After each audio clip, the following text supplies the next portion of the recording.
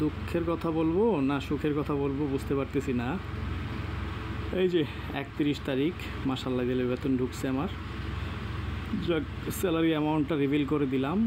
আলহামদুলিল্লাহ খুবই ভালো একটা কোম্পানি জব করি, মাস শেষ হওয়ার আগেই স্যালারি ঢোকে। দ্যাটস ফাইন, টোটালি ফাইন, ওকে। তো স্যালারি ঢুকছে 31 জুলাই 45,000 টাকা। তো রাতটা কোনো রকম পার হয়েছে, বিকালের স্যালারি ঢুকছে, রাত পার হয়েছে। এরপর থেকে শুরু 1 আগস্ট 2025। হ্যাঁ, তো ফ্যামিলিকে 10,000 টাকা দিতে পারছি, এর বেশি দিতে পারিনি। 45,000 টাকা স্যালারি পেয়েও ফ্যামিলিকে দিতে পারছি 10,000, মানে বাবা মা বোন তাদের। একটা লোন আছে মাসে 20,000 করে দেওয়া লাগে, সেটাও দিয়ে দিছি।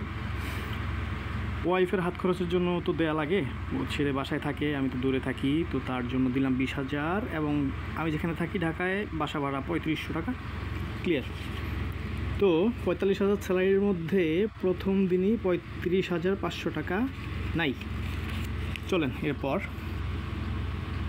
ফোনের গ্লাস ক্র্যাক করে ফেলছে গত মাসের 20 তারিখে। এতদিন কষ্টে চলছি, একটা ইউভি প্রোটেক্টর লাগাইলাম, 1300 টাকা সেখানে।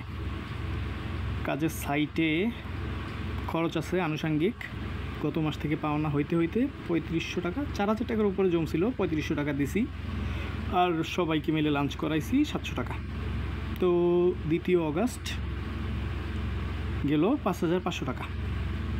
চলেন তারপর দেখেন এই যে আপডেট লিখে রাখছি। হ্যাঁ, 3 অগাস্ট মানে 3 তারিখে আমার হাতে ব্যালেন্স আছে 4,000 টাকা স্যালারি থেকে।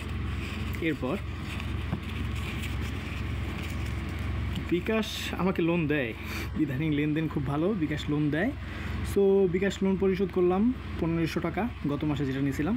লিমিট 5,000, কিন্তু 1,500 নিয়েছিলাম, সেটা দিয়ে দিছি যাতে নেক্সট টাইম প্রয়োজন হলে নিতে পারি। তারপর ফোনের রিচার্জ দরকার, মিনিট এবং ইন্টারনেট দুইটা মিলিয়ে 300 টাকার বেশি নিতে পারি নাই।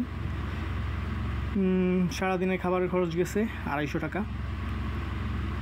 সাইটে আবার আনুষঙ্গিক কিছু খরচ আছে, সব মিলিয়ে 1,000 টাকা গেছে, তো 3,500। আজকে 3 তারিখ, এখনও আর লিখতে পারি নাই, এটা এই মাসেই নেওয়া। প্রতি মাসেরই এমন নোট থাকে। সো 4 তারিখ আসলে কালকের থেকে লিখবো, কী লিখবো বুঝতেছি না, কারণ হাতে তো টাকাই নেই। তো 4 তারিখ মানে কালকে সকালেরটা আমি এখানে লিখে ফেলছি, 950 টাকা থাকবে হাতে। তো এই হচ্ছে অবস্থা, 4 দিনে বেতন শেষ।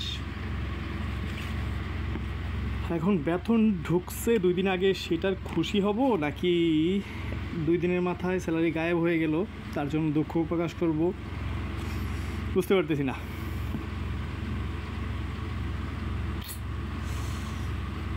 এখনও মাসের 26 থেকে 27 দিন বাকি আছে। সারা মাস কিভাবে চলবো, কে চালাবে জানি না, তবে চলে যায় মাস, দিন সুন্দরভাবেই চলে যায়।